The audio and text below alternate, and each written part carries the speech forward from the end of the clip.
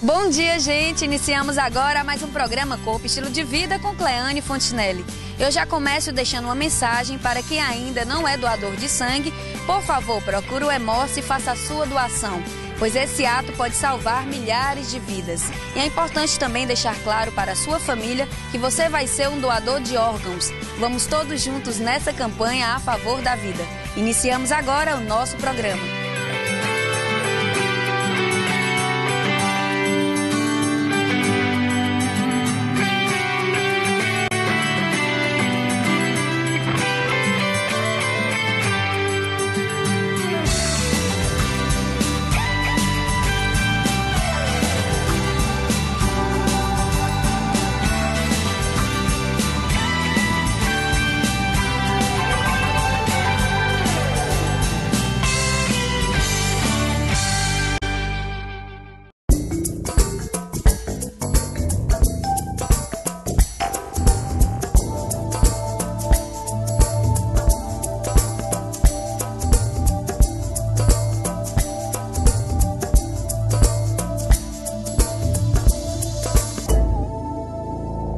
Atenção, mulherada, hoje vamos falar sobre dor pélvica crônica com o nosso ginecologista, Dr. Elmar Pequeno.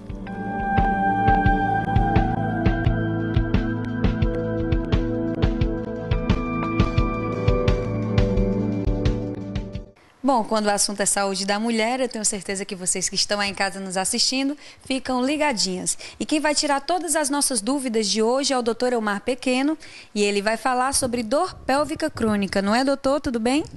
Tudo bem, bom dia. Primeiramente, vamos definir o que seria dor pélvica crônica.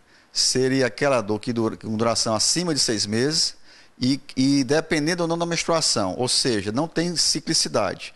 Isso seria a definição de dor pélvica crônica. Então, doutor, esse índice de mulheres que apresentam essa dor tem aumentado? Quais são as causas, os principais fatores dessa dor? As causas básicas, seriam ginecológicas, seriam causas miofaciais, musculares, que a gente chama, intestinais, que são as mais frequentes, ok? Também causas urinárias, que a gente chama cistite intersticial, e causas psicossomáticas. E tem aumentado, como eu perguntei agora há pouco, as mulheres reclamam aqui no seu consultório dessa dor presente. E o que pode ser feito para diminuir essas dores? Infelizmente tem aumentado sim, Devido à mulher retardar a maternidade, o que acontece na nossa esfera ginecológica? Aumenta a incidência de endometriose, que seria aquele tecido uterino que cresceria fora do útero, dando dor pélvica crônica e também aderências pélvicas. Pacientes que se operam podem ficar com aderência tecido grudado um no outro. E qual o tratamento? A mulher que está em casa sente aquele desconforto. E qual seria o tratamento ideal para ter uma melhor qualidade de vida e sumir esses sintomas? Exatamente. Bem, a gente teria que buscar a etiologia, ou seja, a causa dessa dor. Sendo endometriose, eu poderia fazer um tratamento clínico, fazer um tratamento cirúrgico, ou fazer um tratamento indutor da gravidez, tipo inseminação intrauterina, ou até mesmo um bebê de proveta, que a gente chama, na linguagem científica, FIV, ou ICS. Então, passando esse tratamento, o que você, como ginecologista, que trabalha com várias mulheres aqui no seu consultório, pode dar de incentivo e esclarecimento, até de forma preventiva, para evitar essas dores e a mulher ter uma boa qualidade de vida? Pronto, muito boa pergunta. Por exemplo, no caso da endometriose, incentivar o uso de anticoncepcional oral, principalmente aquelas pacientes que têm dismenorreia, ou seja, dor durante a menstruação. E isso começa na adolescência. É importante isso que a gente deixe bem gravado isso aqui. Paciente na adolescente que a dor não melhora com anti-inflamatório, não melhora com anticoncepcional contínuo, pensar em endometriose. Pensar em endometriose, fazer o tratamento direitinho, tá, gente? Se você sente algum desconforto ginecológico e se você tem interesse de engravidar, dependendo da idade, que é um fator que hoje em dia você observa muito que mulheres estão deixando mais tarde a gestação, a gravidez, e isso está dificultando, tem aumentado os problemas, as dores, tudo isso por conta dessa demora da mulher a dar à luz, a ser mãe. Exatamente. Esse é o drama da mulher moderna, o retardo na maternidade. Quando ela retarda a maternidade, as doenças aparecem, as doenças chegam. E só voltando um pouquinho, né, é importante lembrar também, na jovem, sexualmente ativa, a prevenção das DSTs, das doenças sexualmente transmissíveis, para evitar justamente esse quadro do pélvico crônico no futuro e infertilidade, com o uso adequado de camisinhas e protetores também masculinos. É verdade, o doutor lembrou um fator muito importante, que são as doenças sexualmente transmissíveis, que têm que ser prevenidas, tem que usar camisinha, tentar ter só um parceiro, nada de ficar, às vezes, adolescente, procurar conversar com a mãe, procurar conversar com a família, para ter esse cuidado, porque as doenças sexualmente transmissíveis levam a essas dores pélvicas. Exatamente. A principal causa de dor pélvica crônica é justamente a infecção pélvica não tratada, que a gente chama de DIP, doença inflamatória pélvica. Ou seja, que às vezes a paciente adquire e não sente nada, apenas um leve corrimento, uma leve dor e não trata, tá certo? Essa bactéria chamada clamídia não tratada, a gente chama de matador silencioso da tuba uterina, ou seja, ela vai infectar a trompa, que a gente antigamente chamava de trompa, hoje a gente chama de tuba uterina, consequentemente podendo levar a obstrução, consequentemente dor pélvica crônica e, infelizmente, infertilidade. Bom, doutor, muito obrigada mais uma vez por você estar aqui no nosso programa, tirando as dúvidas, sempre com temas relacionados à saúde da mulher. Obrigada pela sua participação e até uma próxima oportunidade. O prazer é todo nosso.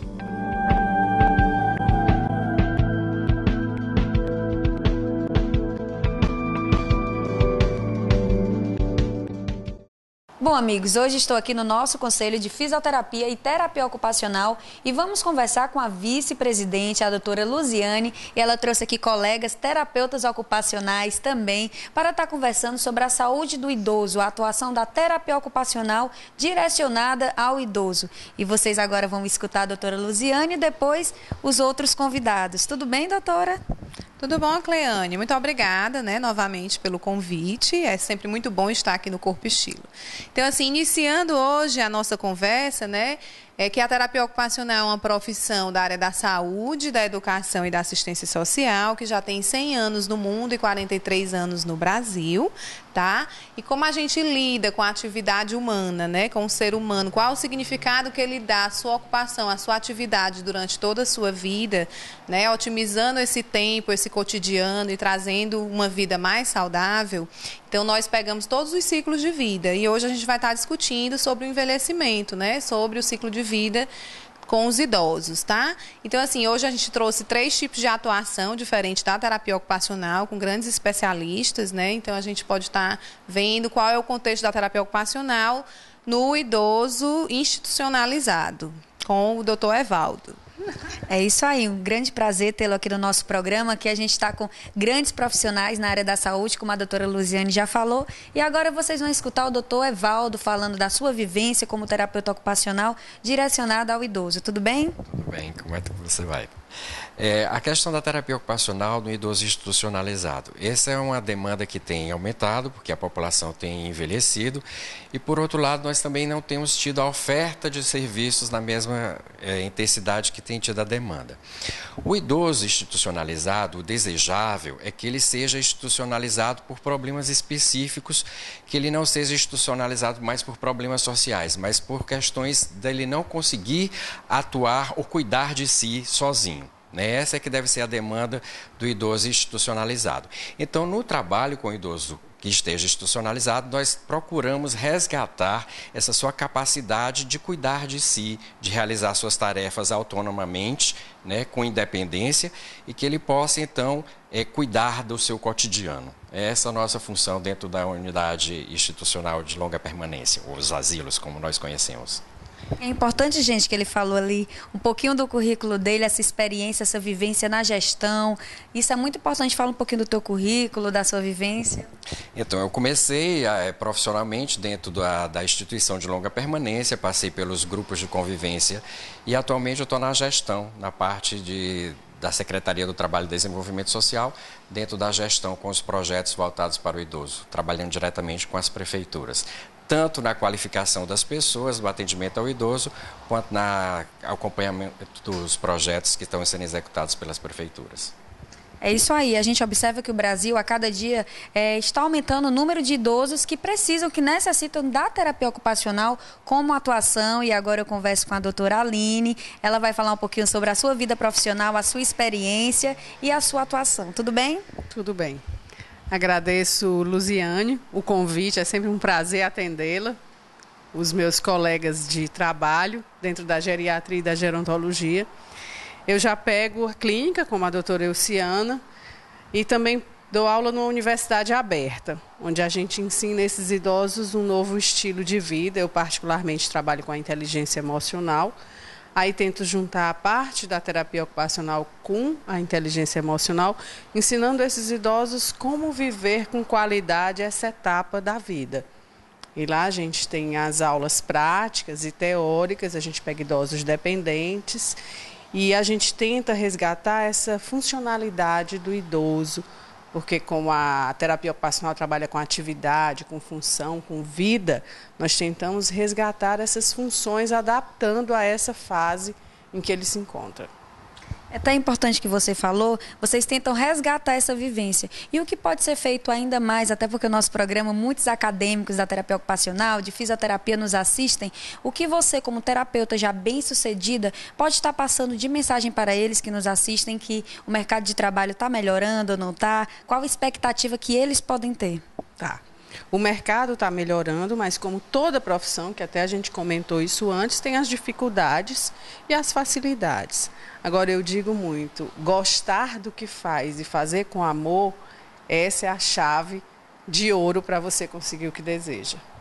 É isso aí, gente, é verdade. Agora eu converso com a doutora Elciana, que ela já falou aqui também do currículo dela. Grandes profissionais, tá, gente? Que eu tenho certeza que vocês vão entender um pouquinho o mundo do idoso, você com propriedade, né, já que é coordenadora da gerontologia, né? Então fala um pouquinho sobre essa sua vivência de estar capacitando os profissionais para estar cuidando e estar à frente do idoso. Então, os cursos de especialização em gerontologia, né, é um curso que é aberto para todos os profissionais que desenvolvam algum tipo de trabalho na área do envelhecimento, né, com o idoso, ou que já desenvolvam ou pretendem desenvolver. E os cursos de especialização, ele vem dar um aporte teórico e também algumas vivências para que eles aprendam a desenvolver projetos, consultorias e cada vez mais eles intensifiquem, né, e com responsabilidade o trabalho que desenvolve com esses idosos. Né? E assim, quanto terapeuta ocupacional, as meninas estão todos falando, né, a respeito dessa questão da ocupação, e a Luziane vem falando isso, durante todo o processo da vida da gente, né, o terapeuta ocupacional ele é um desenvolvimentista, ele vai atuando em todas as fases da vida. No caso, na criança, no adolescente, no adulto e no idoso. Por que o terapeuta ocupacional chega a ter esse ciclo de vida? Porque nós temos o olhar para as ocupações. Então, cada etapa da vida, você desenvolve um tipo de ocupação. Você tem um papel ocupacional. Na terceira idade, quais são as ocupações e esses papéis ocupacionais? Se ele já deixou de trabalhar, está aposentado, não é?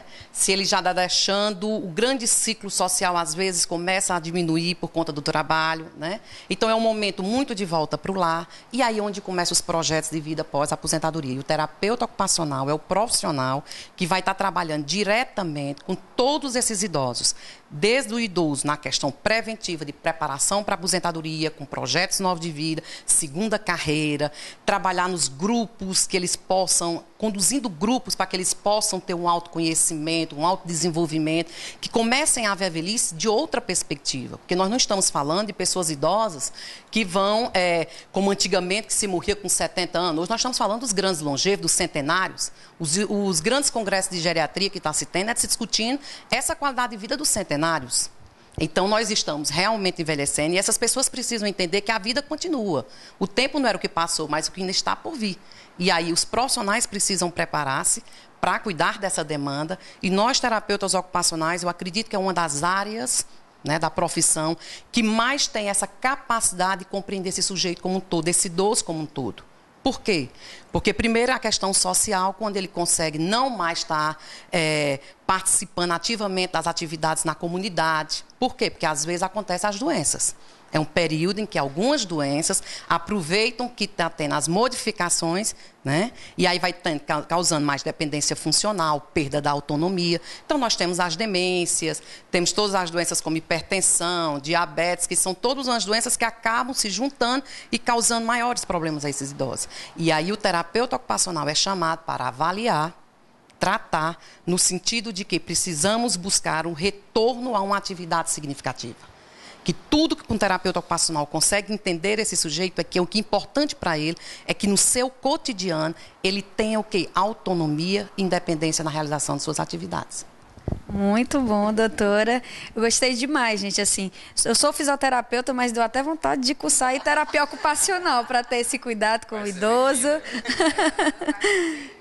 E agora, gente, com a visão da nossa presidente aqui do nosso conselho, de falar um pouquinho sobre essa saúde, a vice-presidente do nosso conselho, né, o CREFITO, falar um pouquinho sobre essa saúde do idoso, a sua visão e a expectativa para quem está em casa nos assistindo, que ainda não fez ainda o vestibular, que talvez esteja desejando ser terapeuta ocupacional ou não, e os estudantes que são acadêmicos de terapia ocupacional, expectativa de NASF, expectativa de estar atuando nas prefeituras, de estar atuando na comunidade.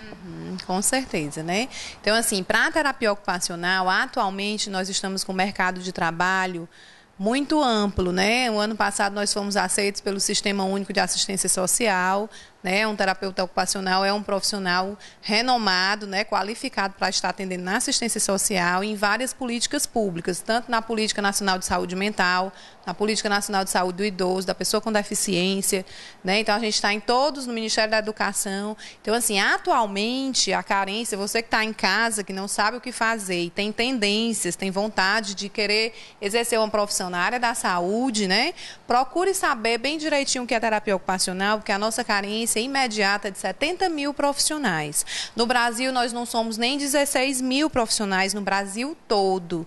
Então, nós realmente temos uma grande carência da terapia ocupacional e isso, às vezes, talvez seja pelo desconhecimento que os jovens de hoje não procuram saber que curso é esse e aí acabam sem prestar o vestibular e a gente acaba sem formar terapeutas ocupacionais. Então, a gente realmente está com esse déficit, com essa carência e é uma profissão que saiu esse ano, né, dentro do ranking das melhores profissões do mundo, ela saiu em 7º lugar, em termos de satisfação, de mercado de trabalho e de qualidade de vida, você sendo um terapeuta ocupacional. Então, venha, junte-se a nós, né? Vamos cuidar da população nesse contexto, né? Hoje, que foi abraçado, que foi o idoso, né? A saúde do idoso, mas, como bem disse a Elciana, nós somos desenvolvimentistas, pegamos desde o neonato até, né, nosso grande fim de vida. E como vamos escrever o nosso fim de vida, né? Então, procure um terapeuta ocupacional.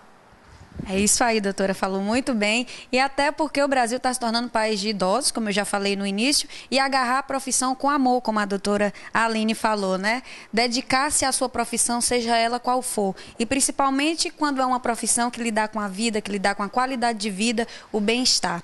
Eu agradeço o nosso programa Corpo Estilo de Vida, esse momento aqui nosso de estarmos aqui discutindo sobre um tema tão bom que é a saúde do idoso. Obrigada a você, doutora Luziane. Obrigada a você, doutora Elciana, doutor Evaldo e doutora Aline, tá? Por participarem do nosso programa. Mais uma vez, obrigada. Bom, amigos, o nosso programa vem com muitas promoções. Basta curtir, compartilhar e comentar os nossos links do Facebook, que você concorre a looks belíssimos da Seisou e também acessórios Tangra com a dona Rosa Fontinelli. Vá lá e faça a sua parte. Boa sorte.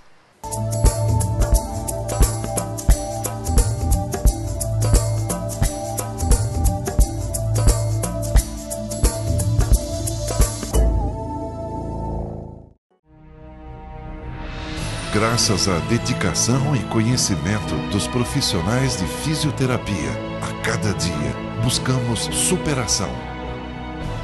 Vencemos desafios e comemoramos vitórias. Obrigado, fisioterapeuta. Uma homenagem do Conselho Regional de Fisioterapia e Terapia Ocupacional, 6ª Região, CREFITO 6.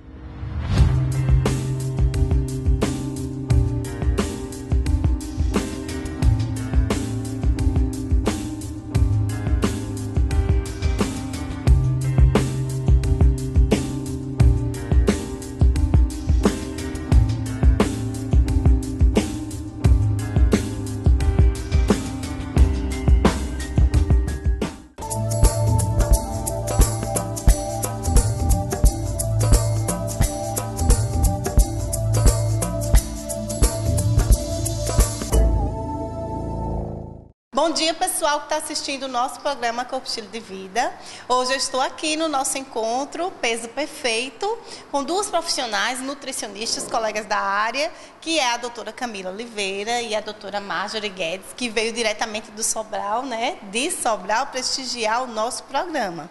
E a gente estava aqui no bate-papo discutindo quais foram as dificuldades que a gente encontra em consultório com o nosso paciente. Bom dia, doutora Camila. Oi, doutora Débora. É um grande prazer estar aqui e fazer parte desse encontro, né? Na realidade, é um encontro diante de muitos outros que serão necessários. Uma vez que a nossa profissão, né, ela é fundamental, porque o profissional nutricionista, ele é o responsável e capacitado de estar orientando, né, os nossos pacientes e a todos com relação à alimentação, quais os alimentos ideais, tanto para uma qualidade de vida, né, como também para pessoas que estão precisando de um emagrecimento ou então um ganho de peso, ganho de massa muscular, no caso, pessoas que praticam atividade física, né, e têm essa finalidade, como também em esportes. Então, assim, eu acho que o profissional nutricionista, ele é fundamental em estar auxiliando, né, nossos pacientes, a população, em relação à alimentação. Então, algumas dificuldades que a gente encontra, pelo menos eu encontro no consultório, é com relação ao retorno, né? O paciente vai, a consulta consiste em uma avaliação física, a gente avalia toda a alimentação do paciente, verifica, faz uma certa adequação, vê os nutrientes que estão faltando.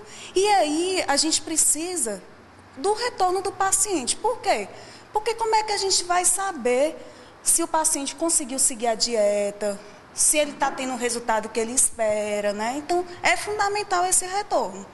Além do retorno também, tem muitos mitos, tem muitas, né, como é que eu posso dizer, muitas notícias, principalmente atualmente, né, com relação à alimentação. Então, muitas coisas, muitas notícias são feitas e a gente tem que ter um certo critério, qual tipo de suplemento, qual tipo de alimento é ideal para aquele paciente. Porque um paciente é diferenciado de outro, uma vez que a nossa consulta é individualizada, ela é personalizada. Então, vai depender muito de paciente para paciente, do nível de atividade física do paciente, no que diz respeito à atividade profissional e também na sua finalidade com relação à alimentação e qualidade de vida, né? Então, assim, é um prazer estar aqui, né, e fazer parte do atendimento nutricional de Fortaleza, né, junto com nossas amigas aqui nutricionistas. Obrigada, doutora Camila, que atende no Plaza Tower. Mas agora eu vou falar com a doutora Marjorie, que mora em Sobral. Doutora Marjorie Guedes, me fale dos desafios dos seus pacientes lá em Sobral. Bom dia. Bom dia. Em primeiro lugar, eu quero agradecer pela lembrança sempre de nós, né, de Sobral, apesar de eu não ser de Sobral, mas faz muitos anos que eu moro e já desenvolvi o que a gente chama de sobralidade, que é o sentimento que a gente tem pela cidade.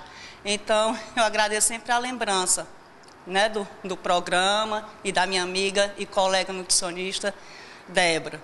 Bem, o que a gente encontra mais de dificuldade, de início, fora o que a colega falou, o que a gente encontra muito é o seguinte, por exemplo, as crianças, que depende muito da mãe ou de algum responsável levar, né? Então, a gente vê que muitas pessoas fazem esforço pela consulta e tudo, mas que não vão, né? E depois que vão, a gente vê que a criança não consegue muito o resultado esperado, até pela família mesmo.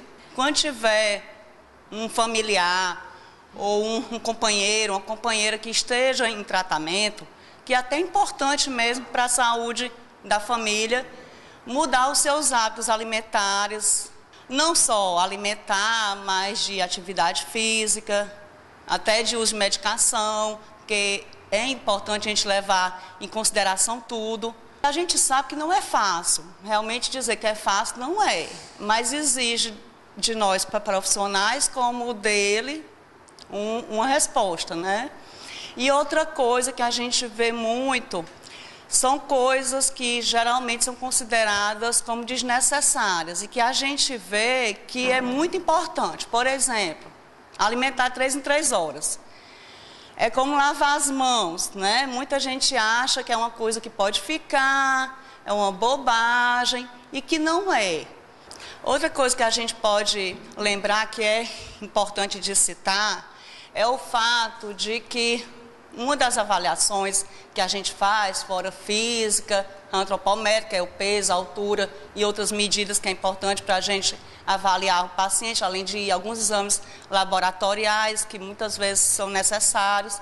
Também é importante que a gente chame de avaliação de bioimpedância. Esse exame é simples, mas requer algumas orientações que devem ser cumpridas e a gente avisa ao paciente que elas são pré-determinadas. Por exemplo, eles não podem comparecer ao exame, por exemplo, as mulheres com período pré-menstrual, porque a gente incha um pouquinho e isso vai alterar o resultado do exame, certo? Outra coisa, às vezes eles vão ou em jejum, que tem que ficar um pouco, mas também às vezes eles passam muitas horas sem se alimentar, que também não é necessário. Ou então tem o outro lado, alguns ficam muito tempo em jejum, sem necessidade, mas também outros comem um pouquinho a mais que pode interferir no resultado. Então a gente pode fazer o exame? Pode, mas não vai ser um resultado fidedigno, verdadeiro. Doutora Marjorie, muito obrigada. Então, minhas amigas, é um prazer estar aqui com vocês hoje. Muito obrigada. E, gente, você que está aí assistindo, você do Facebook, você do interior de Sobral, né, que está nos prestigiando hoje, sigam as dicas das doutoras nutricionistas e minha também, né, mostrando o quê? Não vá nutricionista, né, com fome. Se alimente de 3 em 3 horas, não falte o retorno, que é fundamental para poder chegar ao seu peso correto, certo? Leve as suas crianças, monitore as suas crianças, doutora Marjorie e doutora Camila estão dizendo aqui que os pais são realmente fundamentais, a família é fundamental no tratamento e vocês continuem assistindo a gente e o nosso programa Corpo Estilo de Vida é show! E no quadro Beleza Pura, vocês vão ficar agora com essa matéria do cirurgião plástico Dr. Nestor Vasconcelos.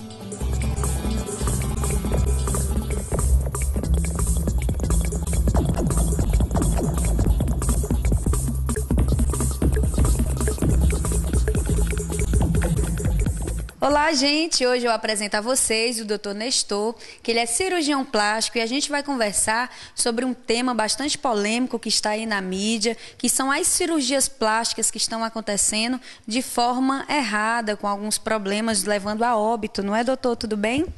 Bom dia, Cleane, bom dia ao público aí que está nos assistindo. Realmente a cirurgia plástica tem um tema que é bastante controvertido, que é a lipoaspiração. É um tema que está aí na mídia, porque realmente existem alguns casos de óbito, existem alguns casos realmente que levam a um êxito letal. E é por isso que nós estamos aqui tentando dar algumas informações sobre isso. É isso aí, gente. O nosso programa, toda semana aqui, a gente dando dicas de como ficar bem, com a beleza em alta, mas é necessário alguns cuidados. Por isso que estou aqui ao lado do Dr. Nestor e ele vai falar o que é a cirurgia com segurança, com o sucesso e a mulher ficar bonita e satisfeita. Bem, primeiramente, a lipoaspiração é um dos poucos procedimentos, se não o único, que ele é regulamentado pelo Conselho Federal de Medicina. Nenhum outro procedimento em toda a cirurgia tem uma regulamentação que fala que tem que ser tirado até tanto por cento no caso de gordura, quanto da área corporal pode ser realizada em lipoaspiração, e isso ocorre com este tema.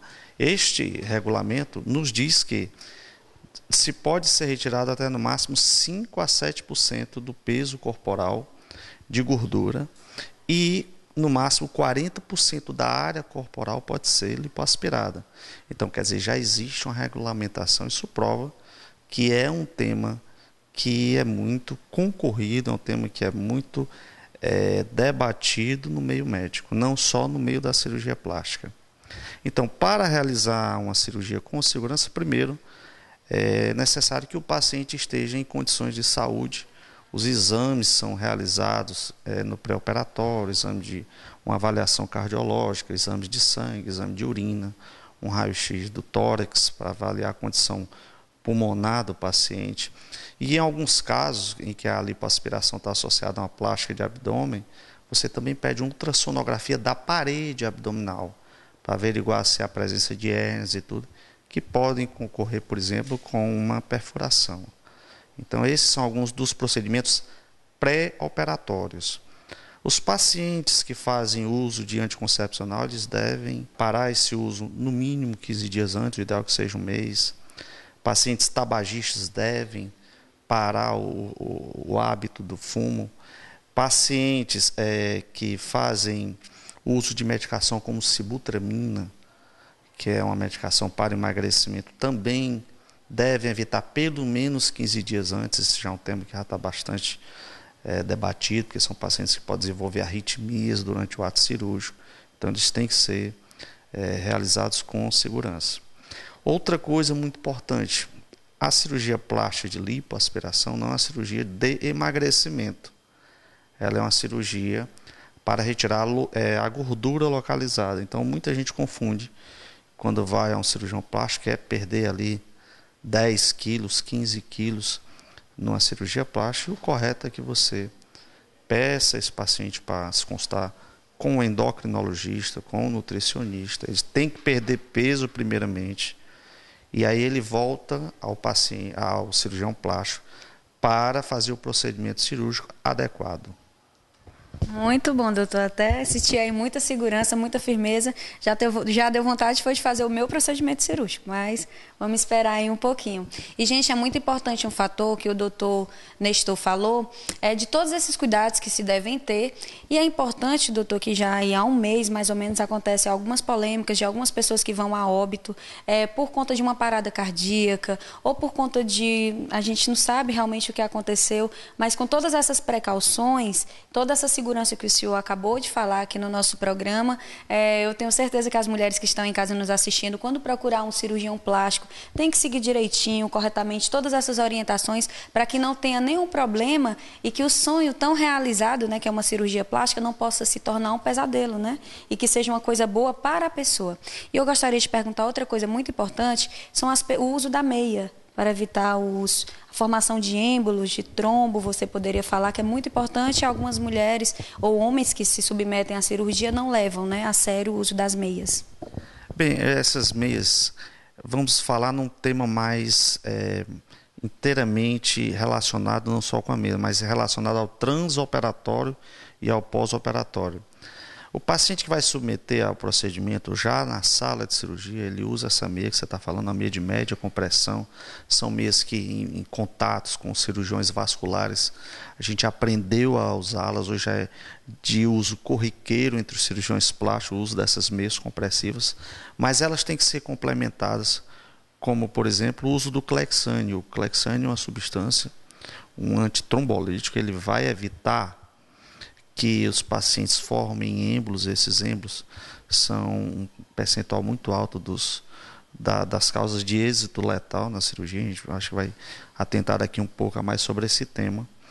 E o uso também de aparelhos que fazem uma compressão intermitente durante o ato cirúrgico. Isso evita que o sangue, de uma forma mais leiga, ele se acumule nos membros inferiores, na parte venosa, e esse aparelho ele faz a compressão venosa, a compressão dos membros inferiores, faz com que esse sangue circule e evita a formação do êmbolo. Então aí a gente pode citar, nesse momento, 3 atos que diminuem a incidência da formação desses êmbolos, que são o uso dessa meia, que a gente começou, o uso do Clexane e o uso desses compressores dos membros inferiores, para tentar, todos os 3, evitarem a formação de êmbolos que podem concorrer com um êxito letal na possibilidade de isso migrar para o pulmão, por exemplo, ou de formar uma síndrome inflamatória, que é um pulmão de Sara, outra já são termos mais específicos que a gente pode discutir adiante.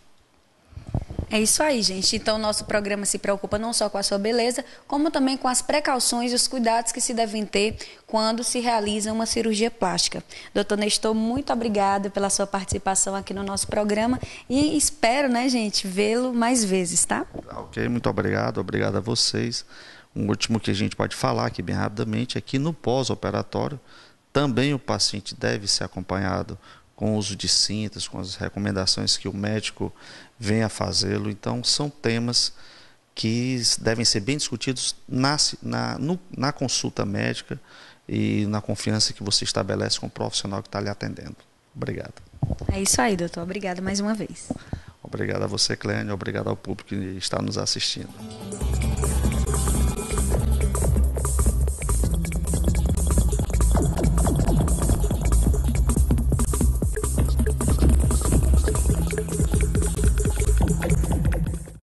Bom, gente, o nosso programa continua se preocupando com a responsabilidade social e é pensando nisso que estamos marcando a consulta para as pessoas que não têm plano de saúde. É só ligar para a nossa produção, deixar o seu nome e a especialidade do médico que você precisa, que o nosso programa vai providenciar, porque o importante é você ter a sua saúde de volta. É só ligar.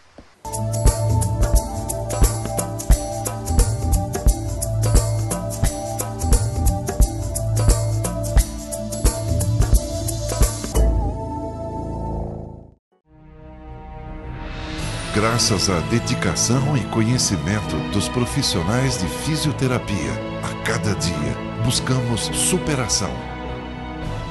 Vencemos desafios e comemoramos vitórias. Obrigado, fisioterapeuta. Uma homenagem do Conselho Regional de Fisioterapia e Terapia Ocupacional, 6ª Região, CREFITO 6.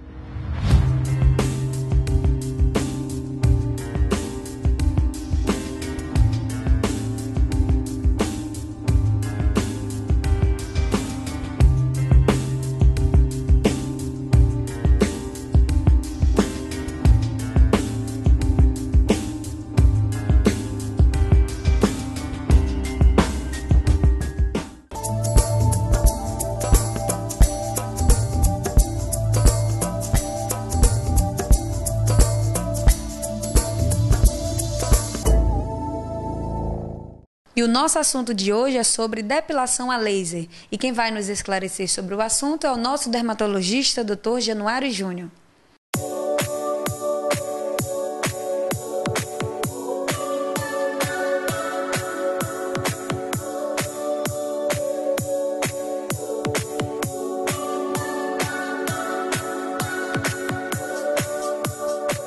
Bom, amigos, estamos aqui mais uma vez ao lado do nosso dermatologista, o Dr. Januário Júnior, e hoje a gente vai falar sobre depilação a laser, não é, doutor? Tudo bem?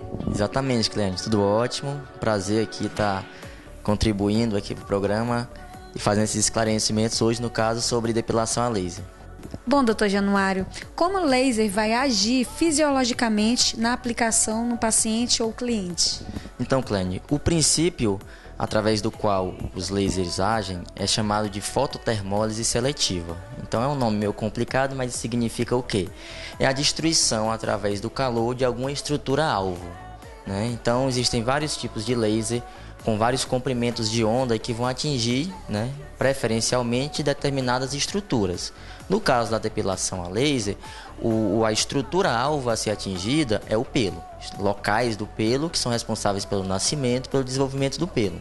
Então tudo vem daí, através dessa destruição seletiva, através do calor das estruturas do pelo. Então, a gente sabe que existem aí algumas verdades e também alguns mitos. As pessoas acham que depilando apenas uma vez, com uma sessão, o pelo vai cessar. E aí, você pode explicar? Então, na verdade, não é bem assim que acontece, né? São necessárias mais sessões, muitas vezes 6 a 8 sessões em média. Alguns pacientes necessitam até mais.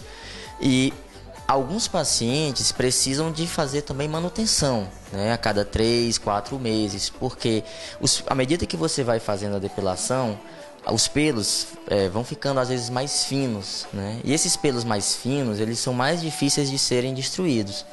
E existe também um outro questionamento, que é o surgimento de novos pelos, né? De alguns pelos que estariam inativos, em um ciclo inativo, digamos assim, entrariam num ciclo de atividade. Então poderiam surgir novos pelos à medida que você vai tratando com laser. Então, decorrentemente disso, na verdade não se pode garantir que você vai zerar totalmente por completo os pelos do paciente, né? Você diminui realmente os pelos, diminuem em densidade, eles ficam mais finos. Então isso já satisfaz a grande maioria dos pacientes, mas você não pode garantir que 100% dos pelos vão ser eliminados com certeza, justamente por conta disso, porque esses pelos mais finos e claros são realmente mais difíceis de serem tratados, e existe esse questionamento em relação ao surgimento de novos pelos que estariam em estado inativo e poderiam ser ativados depois das aplicações de laser. Então é importante fazer um número de sessões adequado, que às vezes pode chegar até 10 sessões, isso depende muito, né? Uma média de 6, 7 sessões, e com intervalo ali também dependendo do local onde vai ser feito, né? Às vezes de um mês, em média de um mês, 3 a 4 semanas, mas muitas vezes é necessário fazer uma manutenção a cada 3, 4 meses, né? Para você ter um resultado satisfatório. Então, assim, as pessoas começam a fazer o tratamento com laser, aí quando chega, realiza umas 6, 7 sessões, como você falou, aí para. Aí depois de um tempo vem novamente para fazer a manutenção e evitar com que esse pelo apareça novamente. Exato. Caso, né, surjam novos pelos que estejam incomodando o paciente, pode ser feita essa manutenção, no caso, a cada 3 meses, para que se obtenha um resultado mais satisfatório. Bom, e é importante ressaltar também as áreas onde podem ser aplicadas. Na axila, no busto, e aí? Qualquer lugar pode aplicar o laser? Na verdade, sim, né? Então, as áreas mais comuns são axilas, né? Região de virilha, dorso, tórax, né? Então, são as áreas mais comuns, mas teoricamente, em tese, qualquer área onde existe pelos pode ser tratada. Contraindicações existem? Sim, existem contraindicações, né? Por isso que é importante o paciente ser avaliado previamente, né?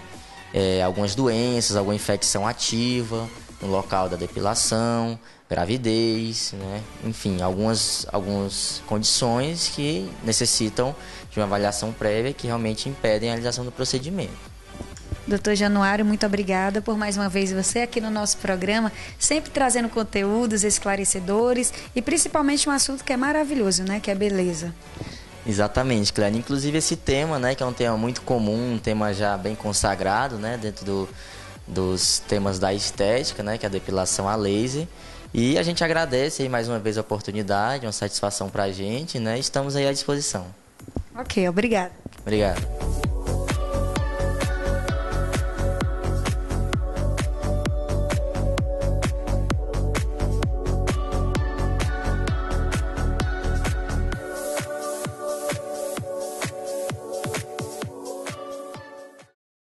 Bom, amigos, estamos no mês de dezembro, esse mês de Natal, e que o espírito natalino possa tocar o seu coração, colaborando com o nosso programa, com alimentos não perecíveis e também brinquedos, pois vamos escolher uma instituição e resgatar o sorriso das pessoas que precisam. Faça a sua parte.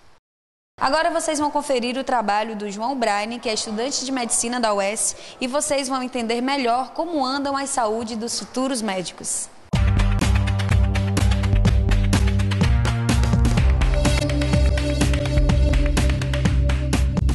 Bom, amigos, estou aqui no Hospital Geral de Fortaleza para falar sobre uma pesquisa que nos chamou muito a atenção. A gente sempre se preocupa em cuidar da saúde de quem nos assiste. E aí, como andam a saúde dos médicos, dos estudantes ainda de medicina? E é por isso que vou conversar com o João Braine, que é acadêmico de medicina, e ele tem uma pesquisa muito interessante nessa área, não é? Tudo bem? Bom dia. Tudo bem. Primeiro prazer, muito obrigado pela oportunidade de estar divulgando a pesquisa. Realmente a gente inicia uma pesquisa na Universidade Estadual do Ceará, uma pesquisa, uma coorte, uma pesquisa que avalia durante 5 anos o retrato da formação médica no Estado.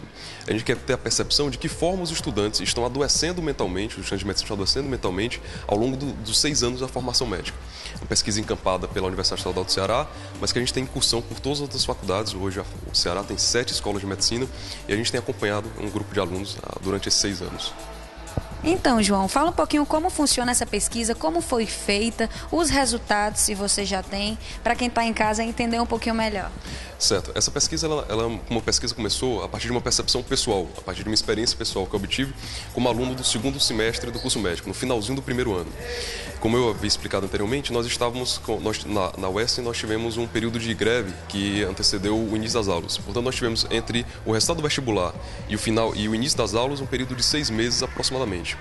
Nesse período, nós tivemos a oportunidade de conversarmos, conhecermos bastante os 40 alunos que formaríamos a nossa turma.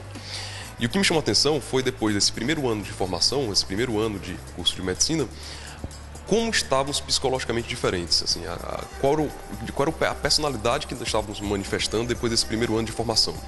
Então isso me chamou a atenção, me acendeu a informação de que como o curso médico poderia transtornar o estudante. De que forma o curso de medicina, ao longo desses 6 anos, pode formar e deformar simultaneamente o futuro médico. E isso é um ponto bastante relevante, principalmente para a população em geral, por isso que os telespectadores têm que ficar atentos, porque todo mundo merece um médico para chamar de seu. Todo mundo merece um médico para ter a oportunidade de ser bem cuidado, de ter atenção sobre ele, e esse médico precisa, portanto, ter plena saúde física e mental para esse tipo de exercício. Por isso que nos chama a atenção, por isso que é preocupante e a pesquisa tem sido conduzida. Os resultados têm sido resultados bastante expressivos, nós temos obtido resultados importantes, apresentados inclusive em vários locais, congresso internacional, congresso de PBL que houve na USP, no Rio, em São Paulo, Belo Horizonte, Goiânia, são locais que já receberam resultados da pesquisa, e o que a gente tem percebido é que ao longo desses 6 anos, fatalmente o estudante tem se transtornado mais. O estudante tem acumulado uma grande carga de estresse, o estudante tem acumulado uma carga de angústia, depressão, pensam em desistir do curso. No primeiro ano do curso de formação, no primeiro ano, inclusive, do curso, 33% dos estudantes pensaram em desistir do curso de medicina, que é um valor bastante expressivo. Nós vamos olhar a dificuldade pela qual a gente passa. Para entrar no curso médico, lá na UES a concorrência é de 72 candidatos por vaga. Na UFC também não fica muito atrás, nos outros cursos também não, nas outras faculdades também não. Então, assim, se formos analisar o que o estudante passa para entrar no curso e a porcentagem que pensa em desistir é uma porcentagem bastante alta. E o que mais nos preocupa é que nos últimos períodos, nos últimos anos de formação, essa carga de estresse, de transtorno mental tem se avolumado. O estudante que está beirando a formação, beirando o início do exercício profissional, tem se tornado transtornado, tem se tornado angustiado, depressivo. Isso nos preocupa bastante. Como eu disse, todo paciente merece um médico para chamar de seu, merece um médico que esteja plenamente são, plenamente apto ao exercício profissional. O Dr. Jorge Magalhães, inclusive staff aqui do Hospital Geral de Fortaleza, um grande médico, ele sempre tem uma frase interessante. Assim, médico não é aquele que cuida de doenças, não é aquele que sabe domar doenças. Médico é aquele que cuida de pessoas. E para cuidarmos de pessoas, nós precisamos estar com nossa saúde mental plenamente apta.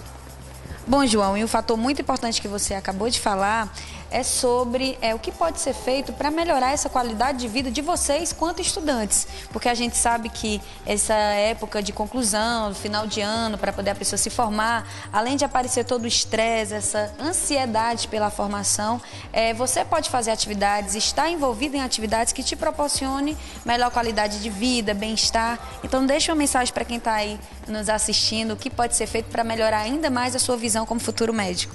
Pronto, esse é um ponto muito interessante e serve muito para o pessoal que está de casa, para qualquer pessoa que não seja médico, não seja estudante de medicina. Qualidade de vida, acho que esse é um fator muito importante que nós temos que ter hoje. Qualidade de vida previne o aparecimento de doenças, comprovadamente. Qualidade de vida melhora a vida, realmente, como o próprio nome já sugere, melhora a vida da população. Então, envolver-se com atividades de religiosidade, as pesquisas têm apontado que isso melhora bastante, é uma rota de escape para o adoecimento mental, para a rota de estresse. Realização de atividades físicas de forma regular, de forma orquestrada, ordenada. Uma boa alimentação, comprovadamente a boa alimentação melhora a qualidade de vida, diminui risco cardiovascular. Evitar elementos estressantes como tabagismo, etilismo, inclusive, hoje, né? Infelizmente, hoje uma droga que causa muitas mortes e que, infelizmente, a população patrocina bastante é o álcool. Eu chamo muita atenção para isso. Nós fomos para grandes hospitais, como o HGF e o JF, principalmente, o Hospital Geral de Fortaleza, o Instituto Dr. José Frota, a quantidade de pacientes que perdem a vida por conta do álcool, direto ou indiretamente, é surpreendente. Então, evitar o tabagismo, evitar o etilismo, desenvolver atividades relacionadas à religiosidade, terapias de grupo, etc.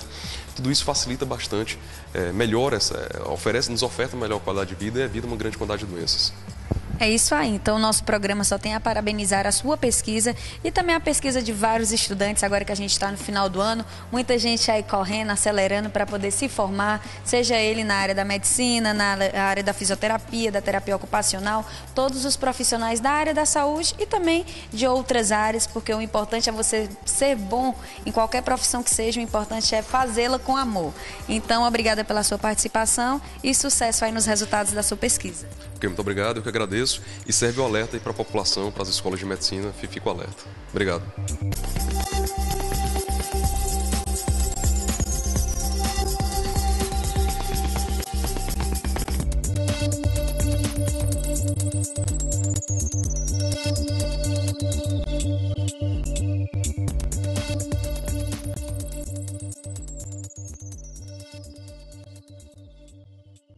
Bom, amigos, o nosso programa chega ao final, mas no próximo sábado, às 8h45 da manhã, aqui na Nordeste TV, afiliada do SBT, nós temos mais um encontro marcado.